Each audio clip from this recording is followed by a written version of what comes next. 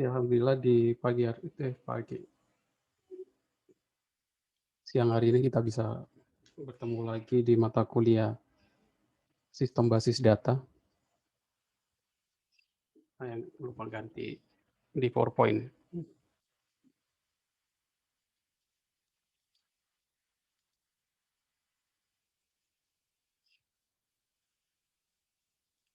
Di pertemuan terakhir ini kita akan bahas tentang konsep trigger ya. Trigger udah kemarin saya bahas. Hari ini kita akan bahas tentang view. Tapi sebelumnya mungkin sudah ada yang mau ditanyakan tentang Project Wise-nya.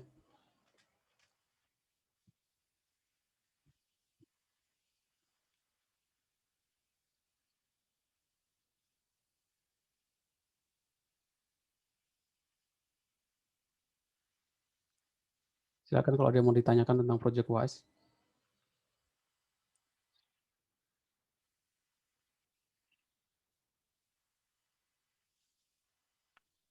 Pak, saya ingin bertanya, Pak.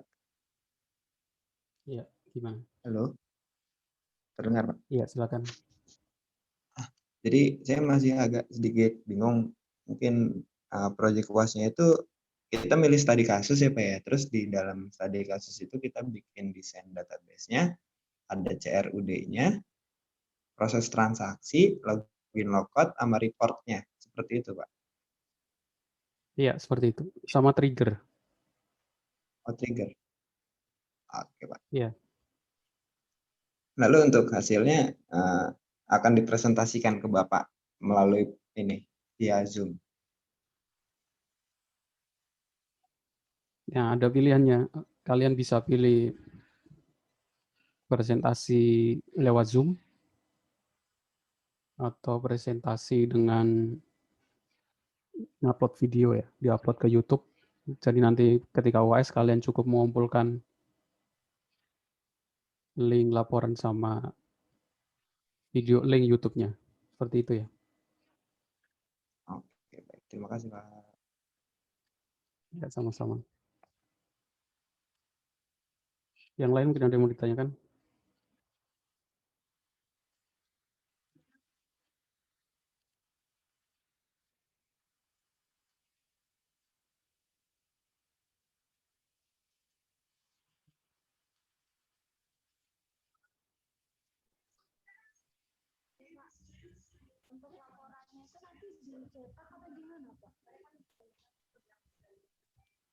Untuk laporannya gimana?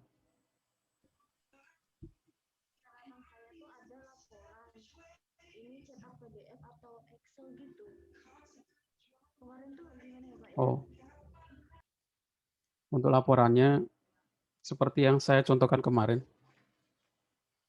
Jadi ada menu untuk cetak laporan.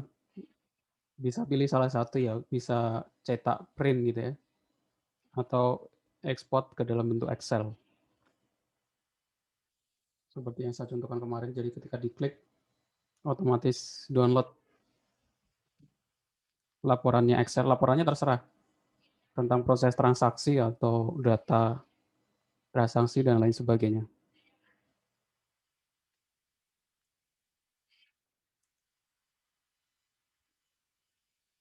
Seperti itu. Yang lain mungkin ada yang mau ditanyakan?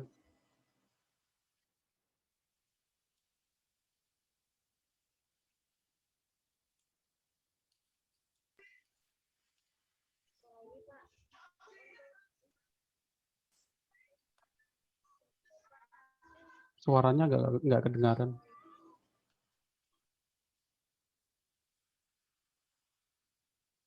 Bisa ditulis aja nggak apa-apa, ditulis di chat.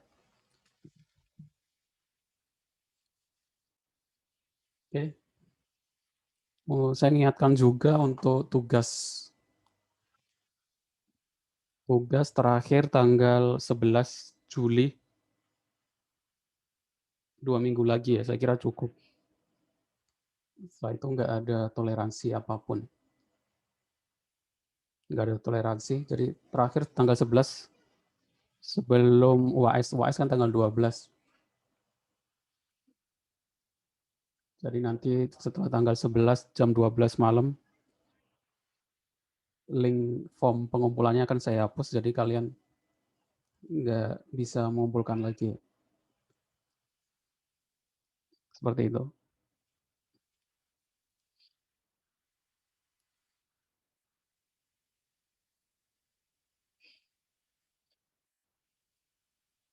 Oke, hari ini kita akan bahas tentang view.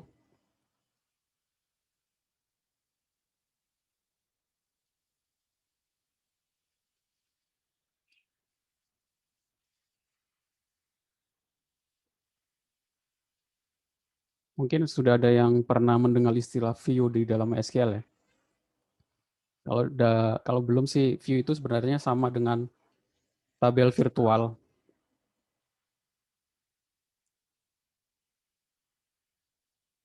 Untuk presentasinya yang secara langsung, apakah waktunya di hari H? Oh, kalau pengen presentasi secara langsung, janjian dulu nanti, nggak harus di hari H ya. Yang Zoom juga seperti itu, nggak harus di hari H. Kalau pengen Zoom, nanti kita janjian jam berapa, hari apa gitu ya. Yang penting WA dulu. Seperti itu.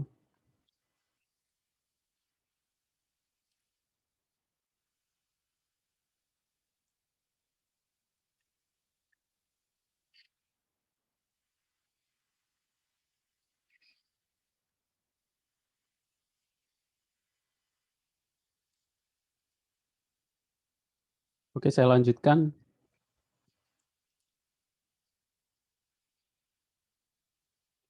Yaitu sebagai virtual tabel. Tabel ini berasal dari tabel lain atau gabungan dari beberapa tabel. Tujuan dari pembuatan view adalah untuk kenyamanan, mempermudah penulisan query atau keamanan. Tujuannya sih yang paling umum sih, kalau kalian hanya membutuhkan beberapa data dari tabel, daripada menulis query berkali-kali, kita mungkin bisa membuat view. Saya kasih contoh langsung studi kasusnya.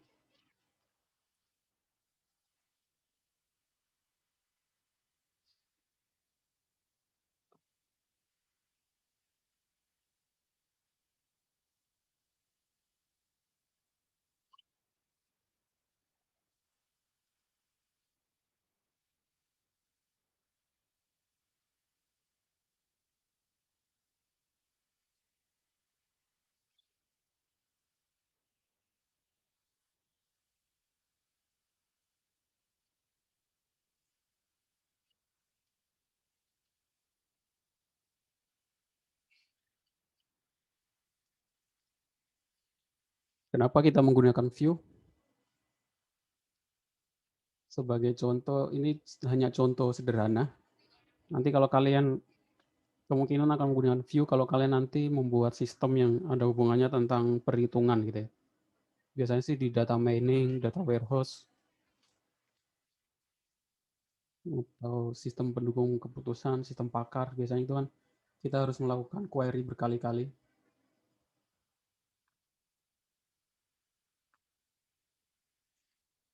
Daripada kita melakukan query berkali-kali, kita bisa menggunakan view ya. Contohnya seperti ini, kita punya tabel dosen. Di dalam tabel dosen itu isinya mungkin ada banyak, ada mungkin karena sistemnya lebih lengkap gitu ya, ada NIP, nama, tanggal lahir, alamat, jenis kelamin, golongan darah, dan lain sebagainya gitu ya. Sangat banyak.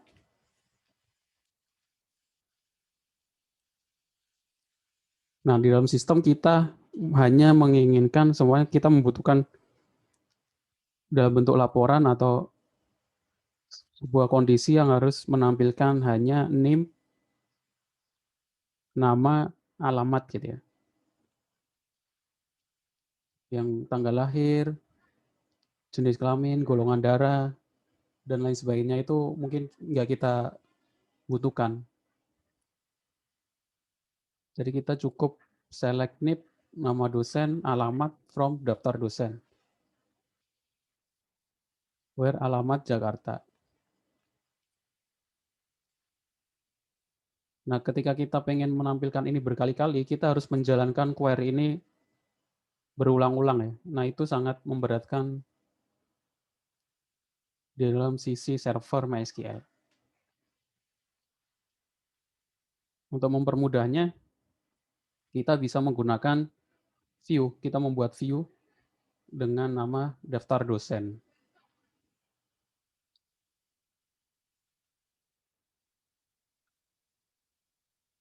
Yaitu seperti ini. Sintaks membuat view seperti ini, sama seperti kita membuat tabel. Create view, nama view, as itu query yang akan kita jalankan ya. As ini bawaan. Query ini kita tulis di setelah perintah as. Selanjutnya view bisa diakses seperti biasa dengan tabel seperti kita mengakses sebuah tabel biasa.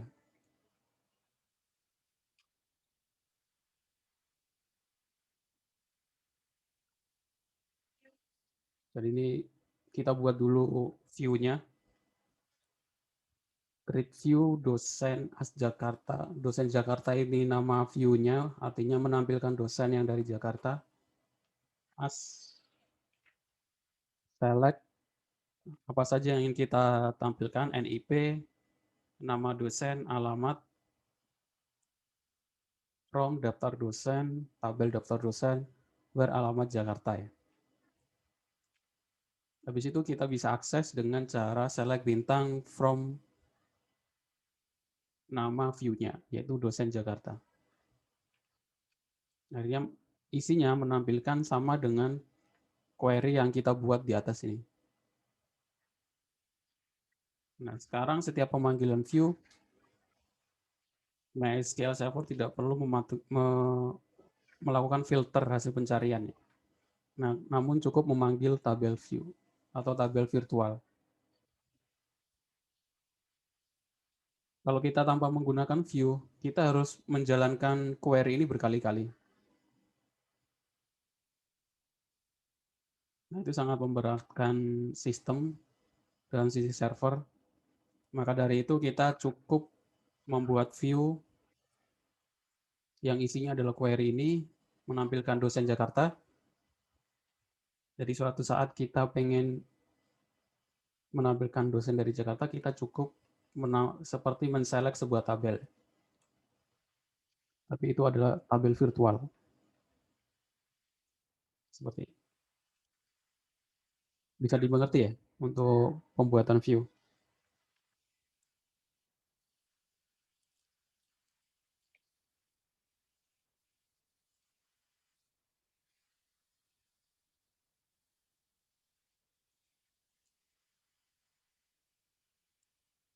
Jadi semua kalian punya sistem yang membutuhkan sebenarnya buat laporan gitu ya. Yang paling sering sih pembuatan laporan. Kalau pembuatan laporan transaksi tiap bulan Januari gitu ya. Jadi daripada kita melakukan query berkali-kali ketika ingin membuat laporan transaksi di bulan Januari, kita cukup buat tabel virtual apa saja yang ingin ditampilkan di laporan transaksi bulan Januari. Kita buat view laporan Januari gitu ya. Select nama transaksi, area transaksi, jumlah transaksi, where tanggal transaksi atau bulan transaksi sama dengan Januari. Jadi ketika kita pengen buat laporan, kita tinggal jalankan select bintang from transaksi Januari. Itu lebih cepat daripada kita harus melakukan query seperti tadi, select nama-nama terus from where transaksi bulan Januari. Seperti itu ya. Sebenarnya materi tentang MySQL masih banyak yang harus dipelajari ya. Tapi karena pertemuan perkuliahan kita terbatas, jadi setelah ini saya harap sih kalian nggak berhenti sampai sini. Kalian bisa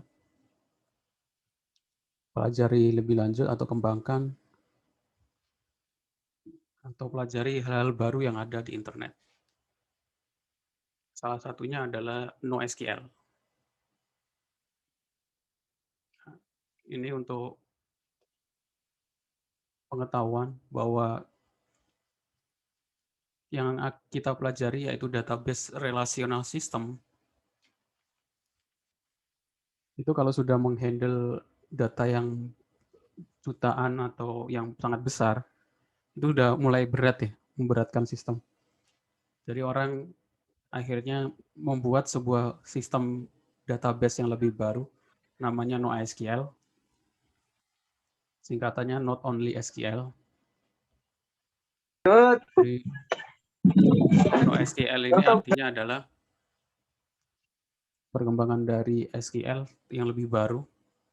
Jadi dia tidak relasional. Kalau MySQL kan relasi saling antar tabel, kalau ini nggak berelasi.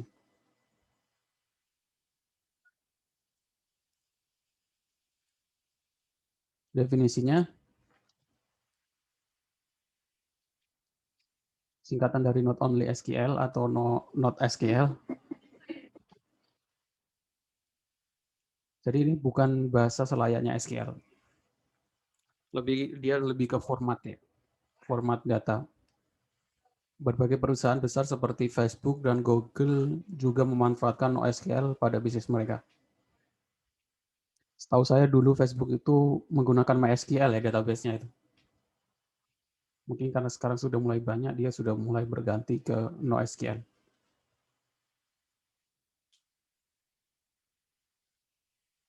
Kelebihannya yang paling utama mungkin ada skalabilitas yang lebih mudah dan murah, menyimpan banyak data tanpa mengorbankan performa, fleksibilitas tinggi, lebih ramah untuk developer. Kenapa lebih ramah? Karena dia nggak menggunakan bahasa query SQL.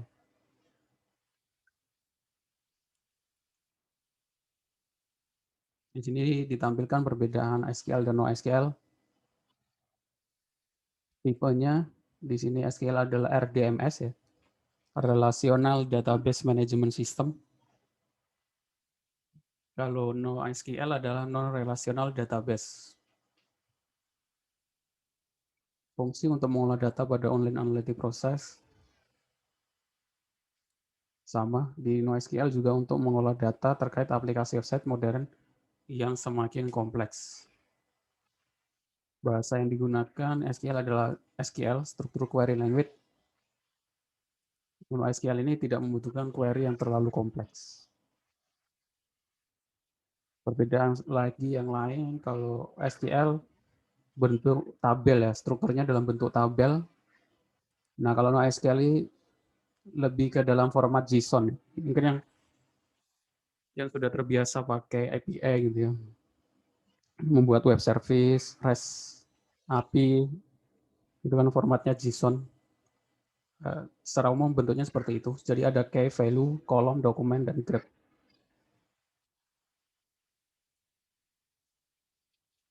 Nah, contoh database yang menggunakan NoSQL ini adalah MongoDB yang paling ramai digunakan karena dia open source ya, alias gratis. Kalau SQL ada MySQL, PostgreSQL, Microsoft SQL, dan lain sebagainya.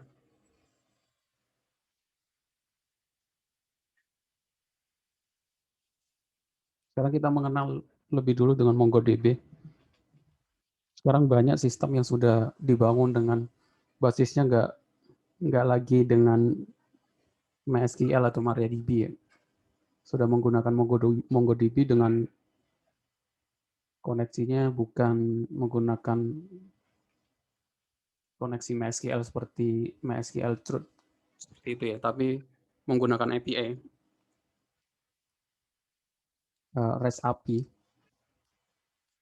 Jadi kita bisa saling antar aplikasi dengan beda bahasa pemrograman itu lebih mudah berinteraksi.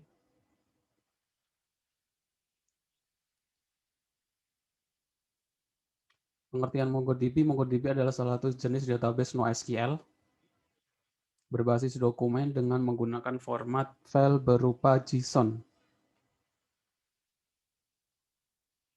Kalau ingin fokus ke bahasa pemrograman web atau membuat sistem yang berbasis web service gitu ya, harus terbiasa dengan yang namanya JSON, kepanjangannya dari JavaScript Object Notation.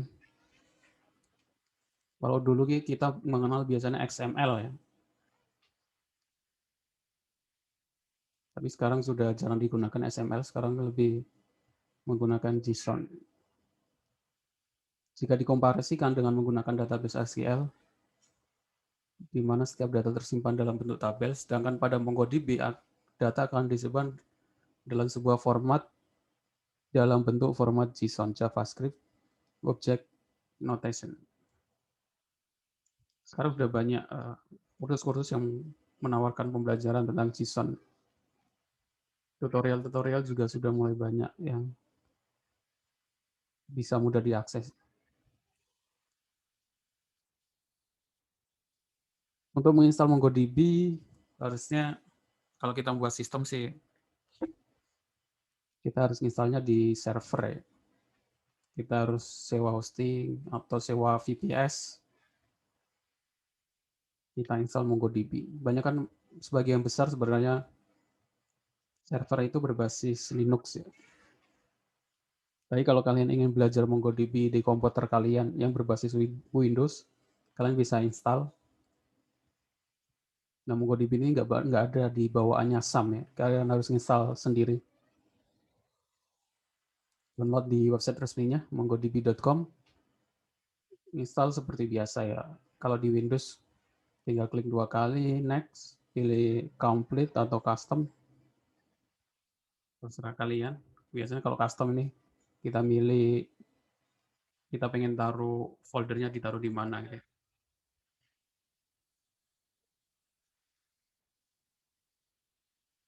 Nah, untuk menjalankan MongoDB sama seperti hampir mirip di MySQL, kita menuju ke program file, MongoDB, server, div, terus kita masukkan perintah MongoDB.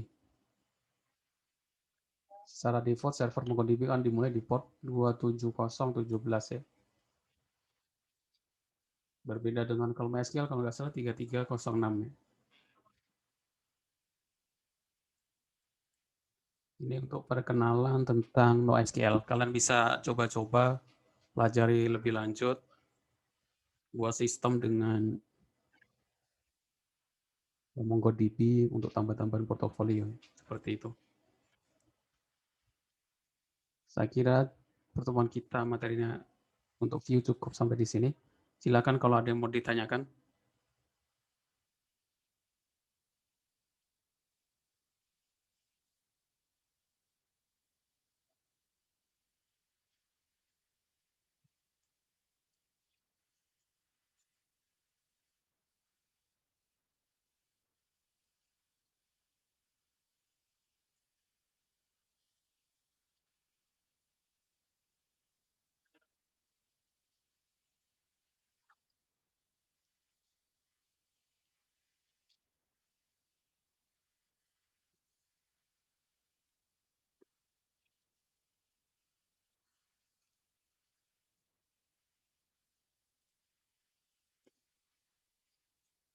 Ya, ada yang ditanyakan?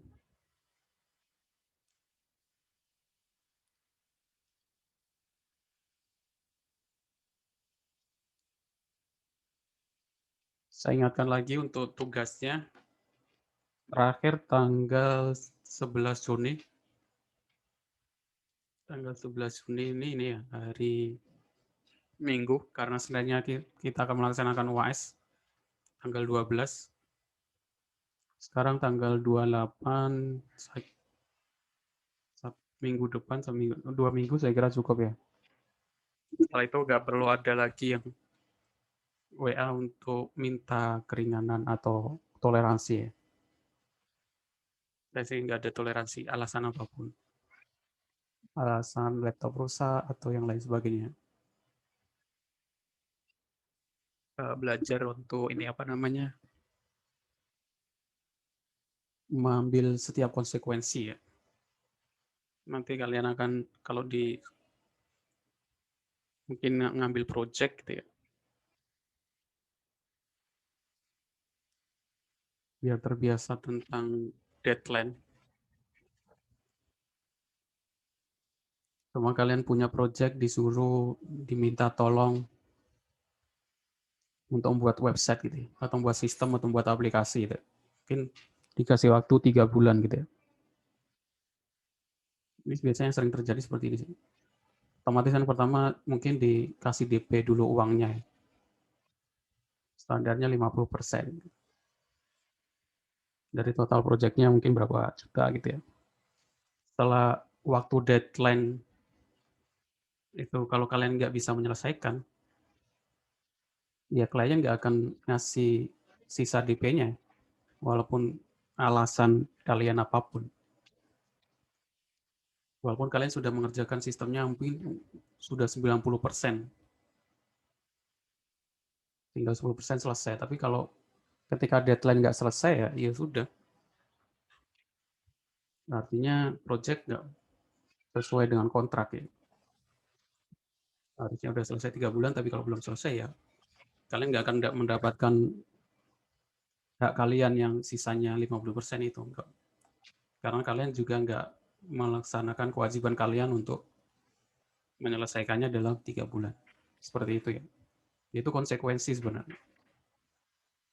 Nah, itu sih sama seperti tugas sih. Biar kalian melatih kalian untuk tepat waktu, dan kalaupun nggak tepat waktu ya kalian harus bisa menerima konsekuensi dari apa yang nggak bisa kalian tepati ya.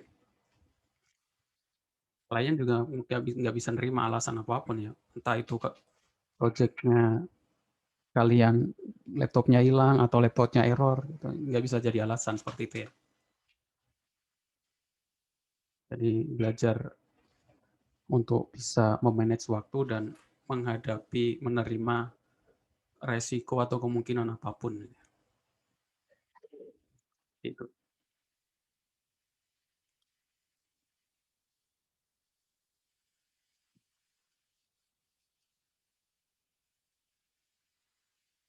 Oke, kalau nggak ada ditanyakan, saya cukupkan perkuliahan kita hari ini.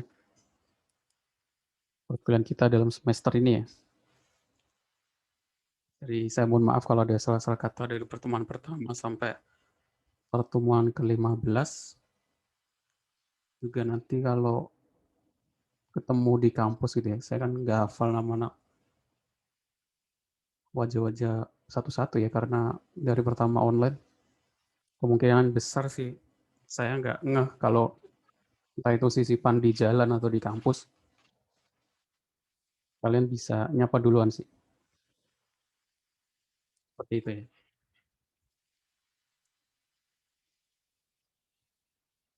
Ya, saya cukupkan pertemuan kita hari ini. Kalau ada masalah di project, boleh ditanyakan gitu ya.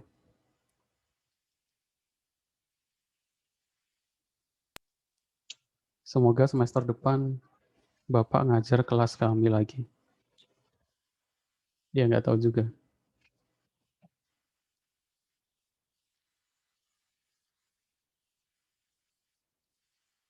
Oke, saya cukupkan pertemuan kita hari ini. Terima kasih untuk yang sudah hadir. Saya akhiri. Assalamualaikum warahmatullahi wabarakatuh. Waalaikumsalam Waalaikumsalam warahmatullahi warahmatullahi wabarakatuh. wabarakatuh. Waalaikumsalam warahmatullahi wabarakatuh.